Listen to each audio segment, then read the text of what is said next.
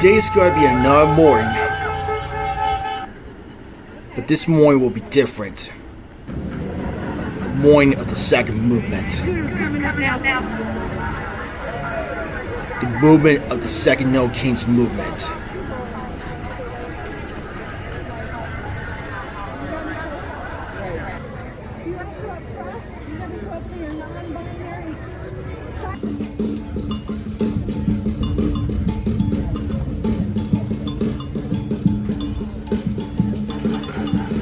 This demonstration dates back in June of 2025, and it was organized by 5 million protesters against Trump's authoritarian rule. But this time, it rose to 7 million. The real question is, however,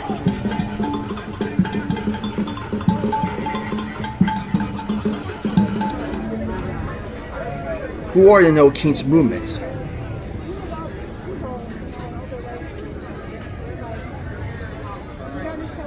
Protest to essentially stand up to the authoritarian regime that Trump has been putting on us for the past 10 plus months, 11 months now.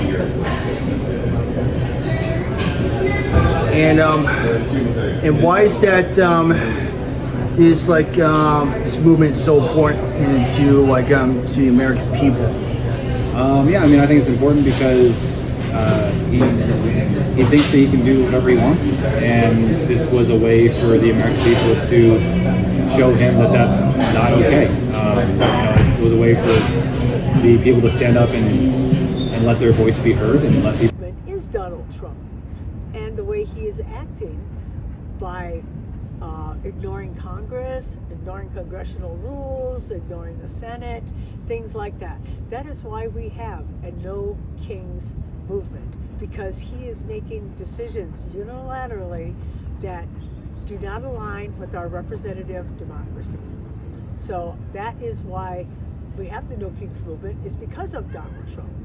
It ain't wrong that disgraceful tyrant thinks himself as a monarch who thinks he can get away with anything. His administration has been remaking our federal government into a reflection of what they want in the most following Project 2025, from turning ICE into Gestapos to terrorize our communities, to dismantling our Department of Education, then its terror is to increase the prices to make us starve. So what is Trump's actions affected you the most? The ones that have affected me specifically have been revoking the Roe v. Wade.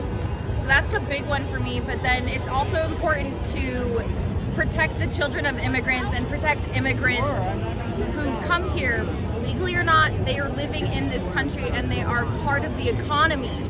So it's most important to keep everyone safe. So all these attacks from ICE on immigrants are extremely horrible. And so that is a big current one for me to focus on, is just protecting people, keeping everyone safe. He's using ICE as his personal police to essentially terrorize anyone who looks like an other. He's been throwing hissy fits when he doesn't get his way. He's been trying to block the release of the Epstein files. There's a lot of concerns about the way that he is overriding a lot of what our Constitution would prescribe as far as how our government would work. And he's stepping over a lot of boundaries, and because he controls, his party controls the Congress, nobody's stepping in to stop him. And it's a very dangerous time in our history. I would say the most dangerous time there ever has been of us ever losing our democracy. To the state capitol, where a speaker is speaking the call for action. Of Christ and the horrors as immigrants, international students, and citizens are literally being kidnapped off our streets and whisked away without due process or concern for the rule of law. Do not be confused. These are not acts that align with any of our faith traditions. Protection. You guys being here today show me that you care. That you care about this country, that you care about democracy, our veterans, and our future. And all of us here are very proud of you. Keep up the work. Keep up the pressure. It is being felt.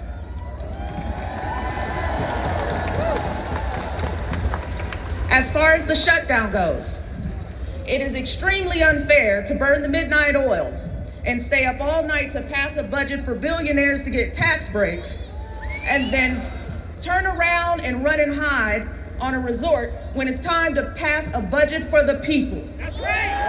That's right. And what is this fight? It is not just against one man. It is against injustice and oppression in all its forms. In the words of Barbara Deming, I think the only choice that will enable us to hold our vision is one that abandons the concept of naming enemies and adopts a concept familiar to the nonviolent tradition, that we name behavior that is oppressive. Said what it all means to be an American and to care for each other. But we all know Donald Trump thinks that he can scare us. He thinks he can intimidate us. But today, we are showing his worst nightmare.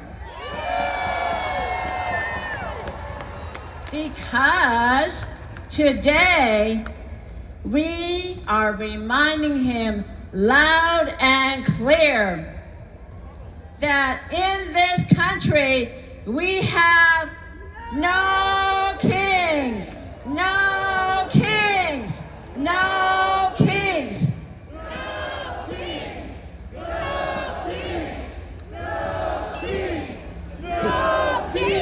Because we don't worship power, we build it together. America is built by the people itself. We stood by our rights, the Constitution, and what democracy stood for. Now it's your turn to join the cause. Some of my interviewers have some advice for you before I go. Anything physical, just make sure if you are there to protest that you keep it peaceful and you spread the message. If you're able to and you want to do it, then don't be afraid to go. I think it's a very, very important thing that we exercise that right. Hopefully, maybe we'll have more protests. Hopefully, we won't have to have more if the No Kings protest worked. I'm not real sure. What I do know is that we need to get the message out that, hey, we do not approve of the things that are happening, and everybody should get out and vote. Of course, now we just had our vote, our midterm vote, a couple weeks ago, and it was phenomenal. So we're just looking forward to the next vote, which will be the midterm vote in 2026. The most power. So Trump cannot be a king. He should not be a king. He needs to be controlled and reined in. What's your encouragement to anyone to take action with those who do not get involved with the movement? What's that question? Like, what's your kind of like your encouragement to anyone who's not involved with like the movement and those who are willing to take action?